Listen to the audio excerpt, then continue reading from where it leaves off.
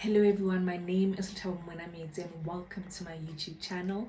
Thank you for joining me today. If you're new to my channel, I hope that you'll enjoy today's video and other videos that I posted and hopefully subscribe to my channel.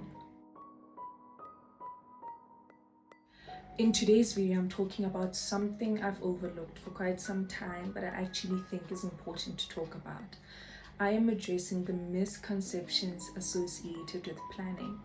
I initially wanted this video to be about how to plan and the benefits of planning, but then I thought to myself, before we talk about the how-tos and the benefits, how about we remove the misconceptions that might be lingering in our thoughts? So before we get there, let me cover some of the basics. Let's define what planning is. Planning is the selection of actions in order to achieve desired outcomes. We prioritize actions that bring us closer to the results we want to achieve. Now that the definition of planning is out of the way, let me address the misconceptions associated with it. Misconception number one associated with planning is planning makes life rigid and calculated. The fact is, planning is all about arranging your day-to-day life.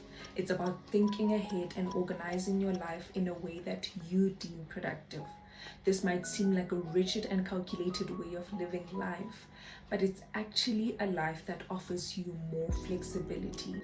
When you know how you're using your time and you know what you're dedicating your time to, it's easier for you to see where you're wasting time, and it's also easy for you to dedicate time to the things that matter to you. Effective planning offers you the flexibility in your life while simultaneously giving you the structure that you need. It does not have to feel like your life is rigid and calculated. You can always balance being spontaneous and being organized and find a way to make the two work together. The second misconception associated with planning is planning is for control freaks. Yes, planning is a way of controlling how you use your time, but it's not actually for control freaks. Planning is not about wanting things to go your way all the time. It welcomes diversion, and it does so by accepting the fact that life cannot always be controlled. Life will bring unexpected things, and as a planner, it's okay to be interrupted. Planning still welcomes change, and it doesn't necessarily mean that just because someone is a planner, they want things to go their way all the time. That's not the case, and this misconception, I think, is associated with the fact that control freaks are somewhat the opposite of spontaneous people. And like I said in my previous point, you can still be spontaneous and still have an organized streak within you. Being a control freak and being a planner are two completely different things, and one simply means you don't want things not going your way, while the other means you're allowing your time to be used in a way that is productive to you. The third misconception associated with planning is planning steals the beauty of living in the moment. I believe that in order to plan and live in the moment, one needs to be disciplined. One needs to apply a sense of discipline in order to live in this moment and not think about the next 3 minutes or the next 3 hours. I would even argue and say planning actually allows you to live more in the moment. When you've planned your day and you've set out a schedule that dedicates specific tasks from the morning to the evening, you actually have breathing space in your head. When you're in one moment, you're not thinking about the next moment because you've already assigned a specific task for that moment.